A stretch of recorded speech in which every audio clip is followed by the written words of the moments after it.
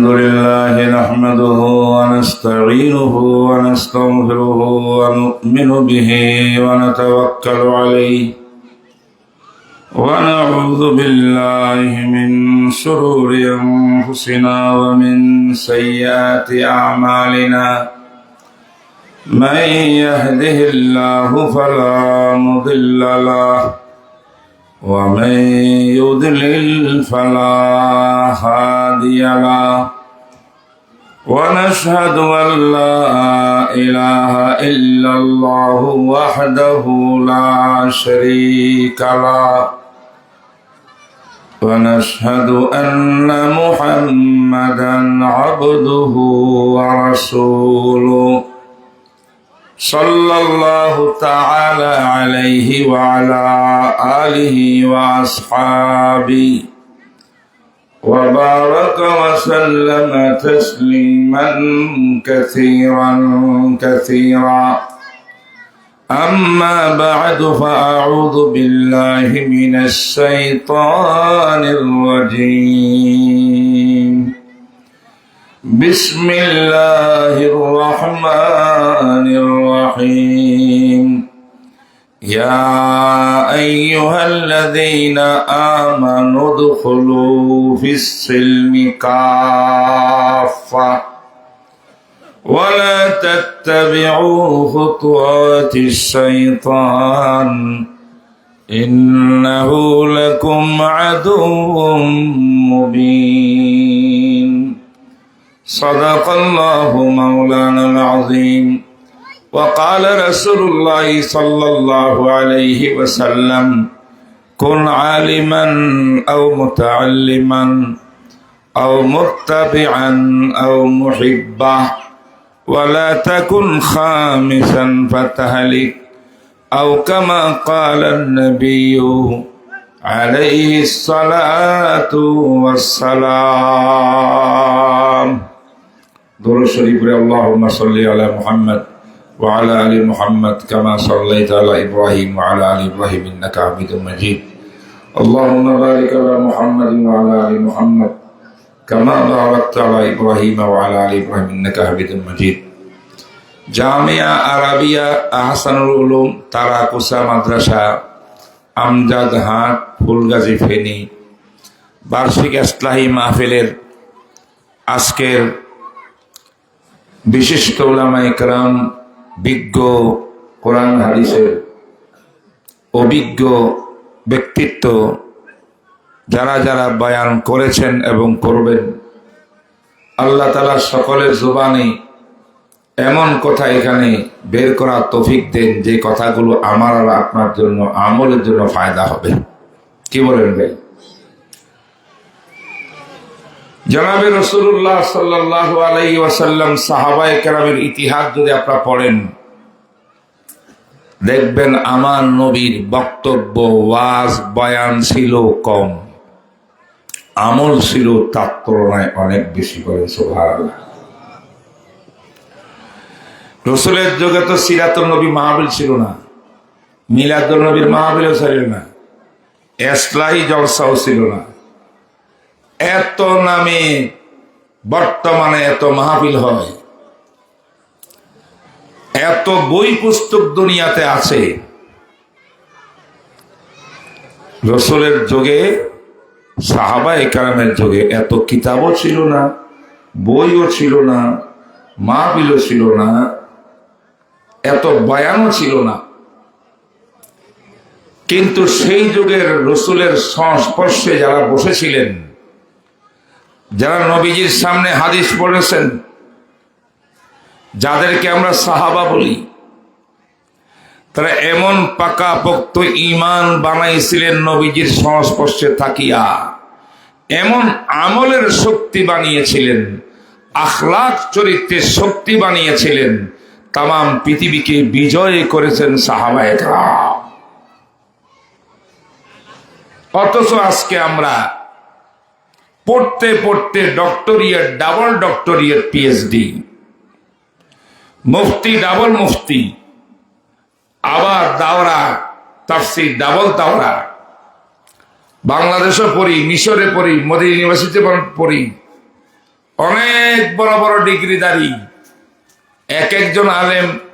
আলহামদুলিল্লাহ, আমারও প্রায় লিখিত বই 20টার উপরে আছে। আরবি ভাষায় বই আছে, কিতাব বহুত বড় আমি রচনা করেছি। উর্দু ভাষায় বই লিখছি, বাংলা ভাষায় লিখছি। আরব আজম সব জায়গার মধ্যে আমাদের লেখালেখির ব্যাপারে কিছু না কিছু মানুষ জানে, কিন্তু মনের ভিতরে কথা আসে। হইলাম তো অনেক কিছু। আজকে তো আমি, যেটা আমার এলাকার বাইরে ওলামায়ে কেরামও জানে না, বর্তমান সরকার আমাকে ওআইসি, সারা বিশ্বের 57টি ইসলামিক ক্রান্তি, এদের ওআইসির আন্ডারে 57 দেশের বিজ্ঞ ফকি আলেমদেরকে নিয়ে একটা বোর্ড আছে, ইন্টারন্যাশনাল ইসলামিক ফিকহ একাডেমি।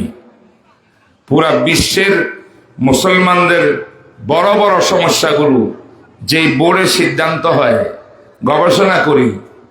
আল্লাহর ফজলে আপনাদের এই এলাকার সন্তান, আজ আমি সেই জিদ্দায়, সে ওআইসির ইন্টারন্যাশনাল ফিকহ একাডেমির একজন অন্যতম সদস্য। আলহামদুলিল্লাহ।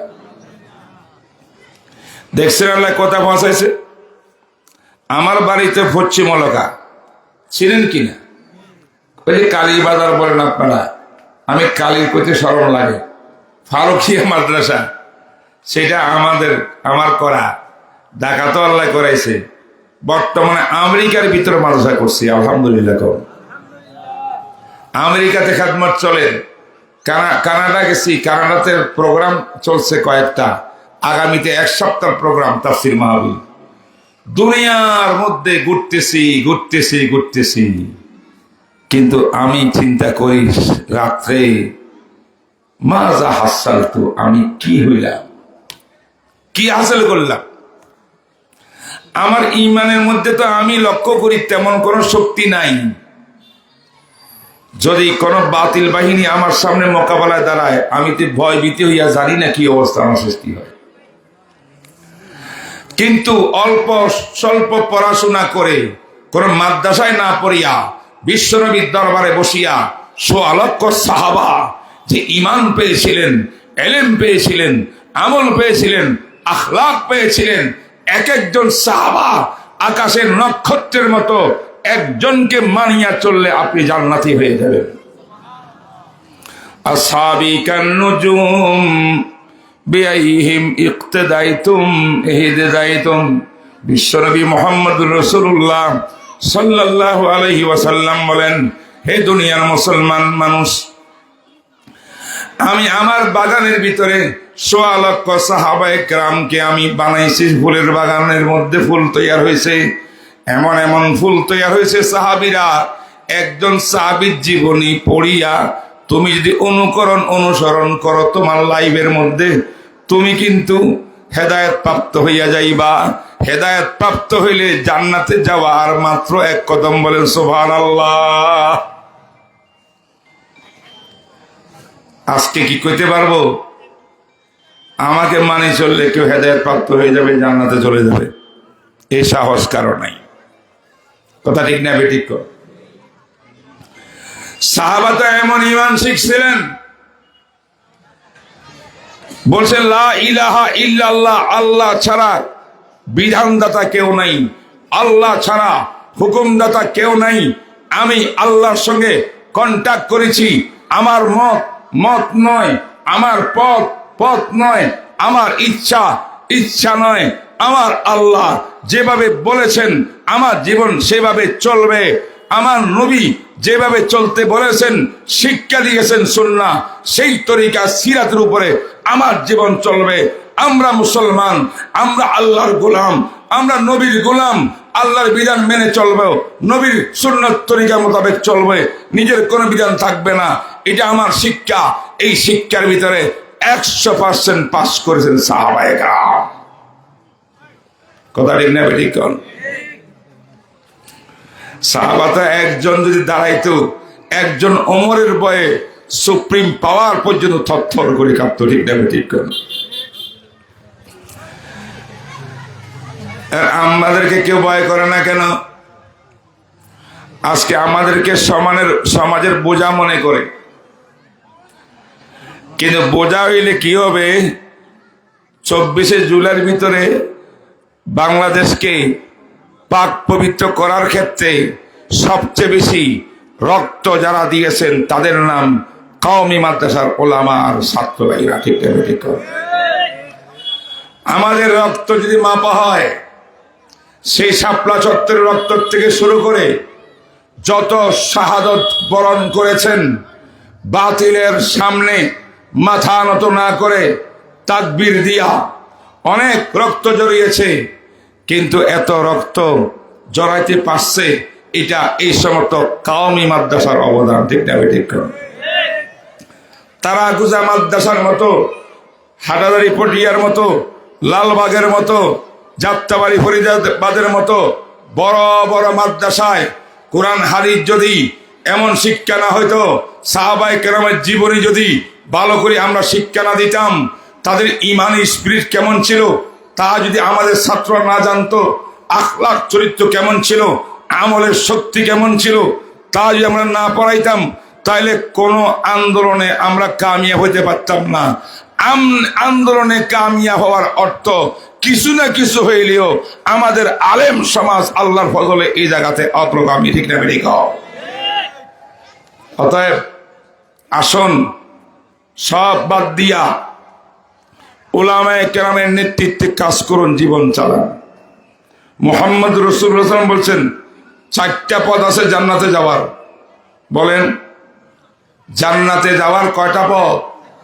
জোরে করতে হাদিস শুনাইতেছি, মুস্তাদরাকে হাকিমের হাদিস।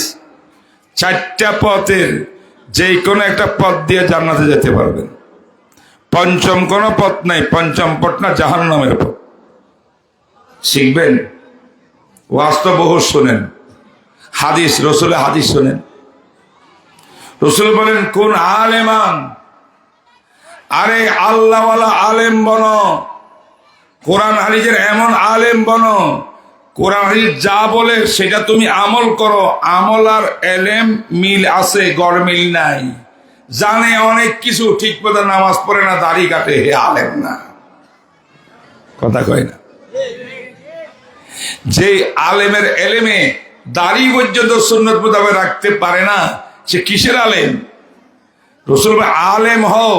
কোন আলেম? আমলওয়ালা আলেম। বলেন, আমলওয়ালা আলেম। আমলওয়ালা আলেম হইতে পারলে তোমার জন্য জান্নাতের রাস্তা খোলা। সুবহানাল্লাহ কইবেন না? সুবহানাল্লাহ কইবেন না? কার জন্য জান্নাত খোলা? জোরে কর না। আমলওয়ালা আলেম। যে আলেম কোরআন হাদিস জানেও, কোরআন হাদিসকে মানিয়া চলে। 1 নম্বর। আমি ব্যাখ্যা করার সময় নাই আজকে, আমি আরেক জায়গায় যাবো, অনেক দূরে। 2 নম্বর, আও মুতাআল্লিমান। তারা গোসার লোকরা বলে, হুজুর আমরা তো আলেম হইতে পারি না, তুই জান্নাত কি বন্ধ না আমাদের জন্য? জনাবে রাসূলুল্লাহ সাল্লাল্লাহু আলাইহি ওয়াসাল্লাম বলেন, আলেম যদি বা আমলওয়ালা আলেম যদি হইতে না পারলা, আমলওয়ালা আল্লাহওয়ালা আলেমের ছাত্র হইয়া যাও। সুবহানাল্লাহ কয় না? কি হবেন? আজকে আমরা বড় বড় ডিগ্রিধারী প্রফেসরের টিচার হওয়াকে গৌরব করি। আমি অমুকের স্টুডেন্ট, আমি অমুকের স্টুডেন্ট, অমুকের ছাত্র, তমুকের ছাত্র।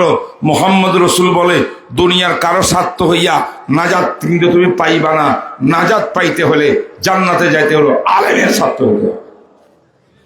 সুবহানাল্লাহ কোন? বানাই কইতেছে মিজান সাহেব না হাদিসের কথা। হাদিস কার কথা? কার? রসুলের কথা। কার কথা? আল্লাহর কথা। ঠিক কিনা কোন? তাহলে জান্নাতে যাওয়ার দ্বিতীয় পথ কোনটা? আলেমের ছাত্র হওয়ার অর্থ বুঝছেন? আলেমের কাছে বসবেন। এই যে এখন বসছেন, বড় বড় আলেম আইবে এখানে, বয়ান করব, বসেন। আলেমের ছাত্র হইয়া যান। মাসুম সাহেব এখানে আছে, মাদ্রাসার প্রিন্সিপাল।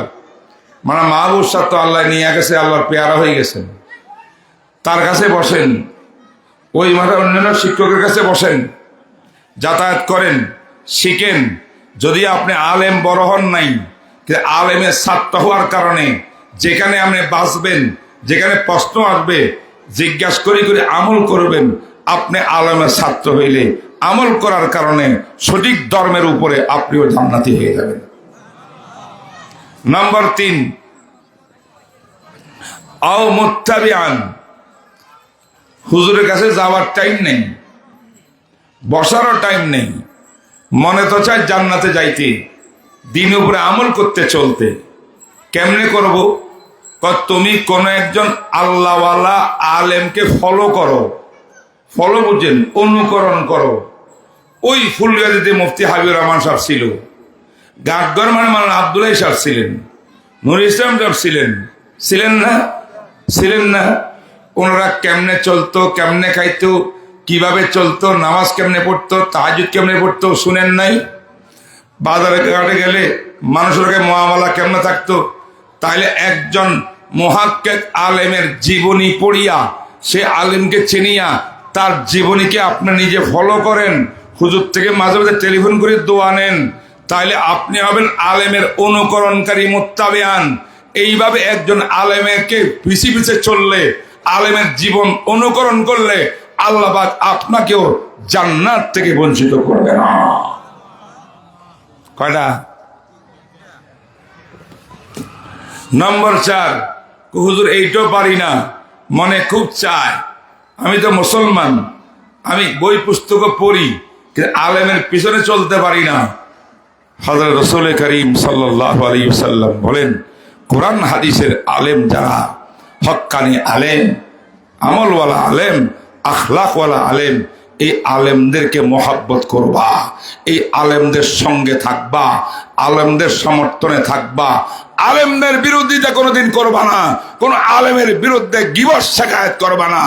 উনি অপমান অপদস্থ হয় এমন না জানিয়া না শুনিয়া আন্দাজের উপরে চক্রান্তের শিকার হইয়া না জাহান্নামে যাইতে হবে। আলেমকে মোহাব্বত করলেও আল্লাহ পাক আলেমের মোহাব্বতের উসিলায় তাকে কোরআন হাদিসের আমল দিয়া তাকেও জান্নাতি বানায় দিবে। কয়টা? কয়টা? तौहीद की अमानत सीनों में है हमारे,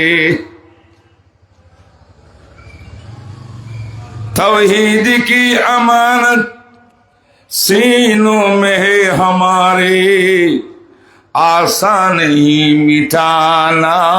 डॉक्टर इकबाल बोले, बातिल से दबने वाले ऐ आसमान ही हम, 100 बार कर चुका है तो इम्तिहान हमारा।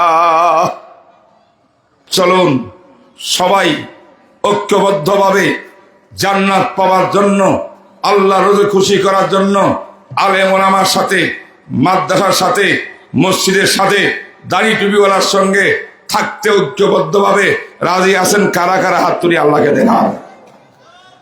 আল্লাহ তুমি কবুল ফরমাও। ওয়া আখিরু দাওয়ানা আলহামদুলিল্লাহি রাব্বিল আলামিন।